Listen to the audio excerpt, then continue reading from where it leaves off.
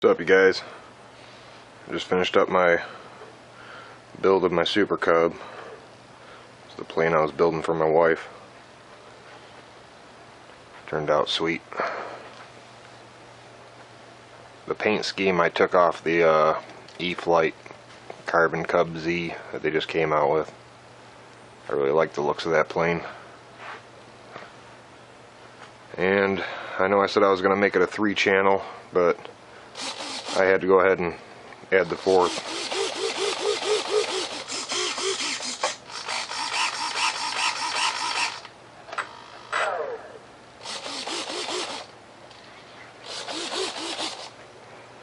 Thing turned out cool.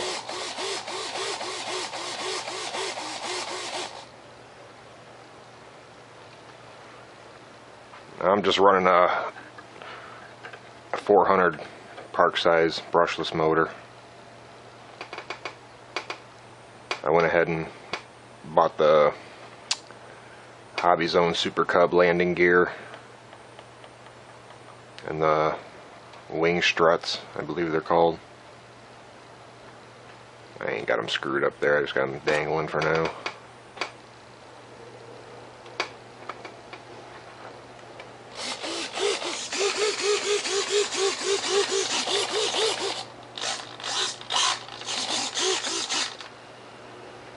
Still got to take her out for its maiden.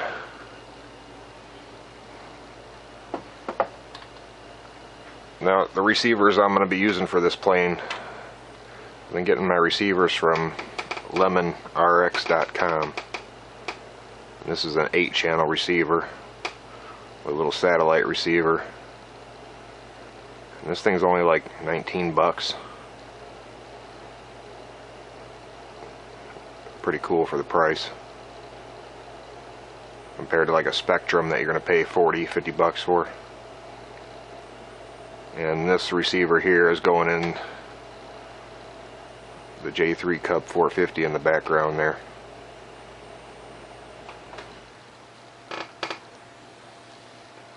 I'll go ahead and show you. I made this all removable wings.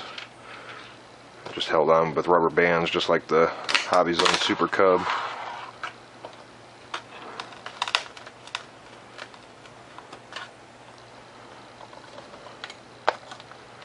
See, I got my wings all hooked up. I just use zip ties to add them extra strut pieces. And then I wasn't going to use any carbon fiber rod, but then I decided against it. I went ahead and added one. And all I do is I just, I don't know what this stuff is. It's a thin gauge stuff. And it's a little wider, maybe 1/4 of an inch wide. And I just zip tie it through the wing. Once I clear pack tape the wing, you just punch your holes through there and run your zip ties down through it.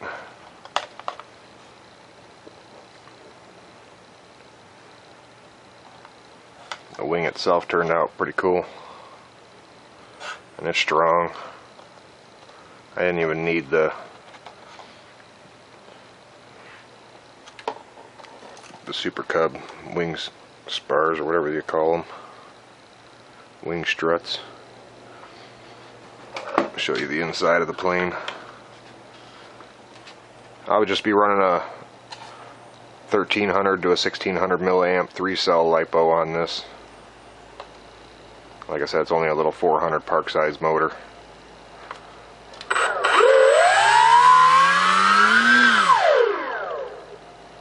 Got plenty of power for how light this plane is. It's all just made of dollar store foam board. You can see down inside there how I got my servos.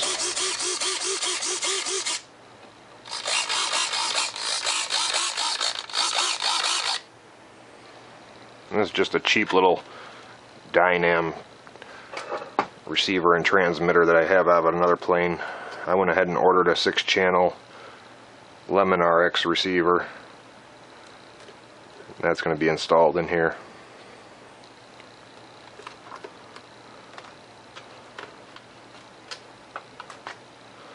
Go ahead and plug this battery. and show you how I did the bottom. Now I used like a 1/4 inch balsa wood inserted into the foam board to install the landing gear, and I just made these permanent where you can't even take them off. And for the wing struts, I used like a popsicle stick here. You get them from little hobby shops. I went ahead and drilled into it, and that's where the wing struts screw into. That way you just ain't screwing into foam board. Then I went ahead and hot glued all that in there. Hot glued the popsicle stick and a 1/4 inch piece of balsa wood. I'd say that piece of balsa is like, let's see, 3 inches by 2 inches. And again, these are just the Hobby Zone Super-Cub landing gear I got.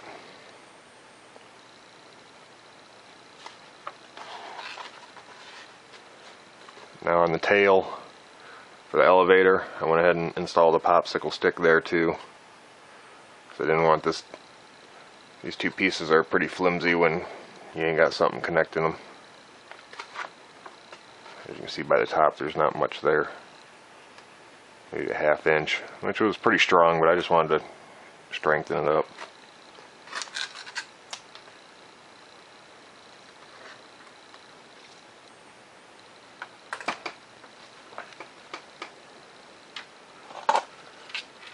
I just wanted to show you real quick.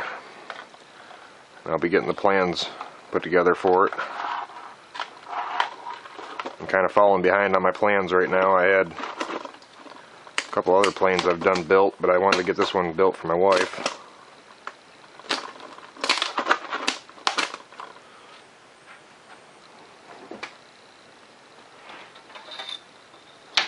And here I got the plans drawn up. I'm going to go ahead and reassemble these pieces to where they're all connected into one piece. That way you ain't got to cut out all the individual pieces. These three will be all just one. Here's a side, right side, left side, and the bottom. Here's the canopy nose cover, your windshield. Here's where you install your servos inside your plane. Here I got the wing.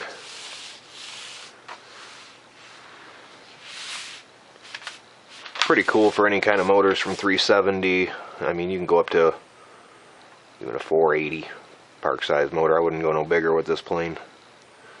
It'd be overkill in the power. Even a 480 is a little much for it. I would stick with a 370 or 400.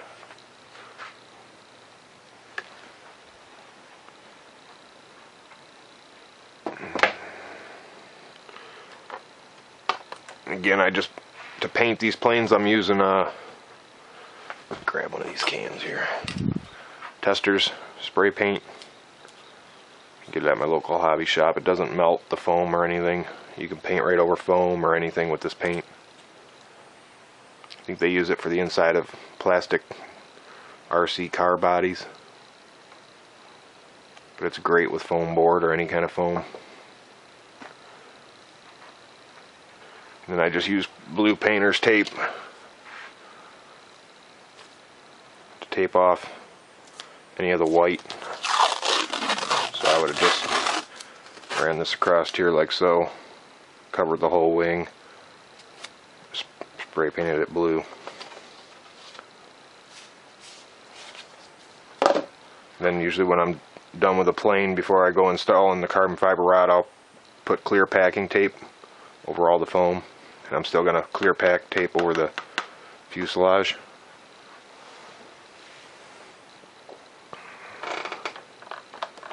But alright, I'll get you guys a flight video as soon as I get it put together. I'll also be doing a build video on this J3 Cub 450. even bought some Super-Cub floats. The dimensions for that plane are the same as the Super-Cub almost from Hobby Zone. So I just bought their water skis here, or floats.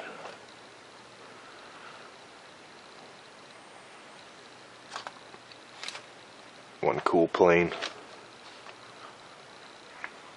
Alright, I'll get you guys a flight video as soon as I can. Later. Motor. I went ahead and bought the Hobby Zone Super-Cub landing gear and the wing struts, I believe they're called. What's up, you guys? I just finished up my build of my Super-Cub. It's the plane I was building for my wife. Turned out sweet. The paint thing turned out cool.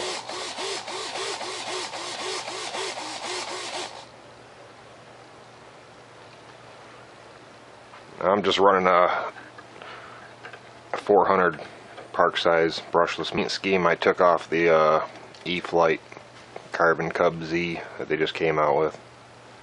I really like the looks of that plane. And I know I said I was going to make it a 3-channel, but I had to go ahead and add the 4th.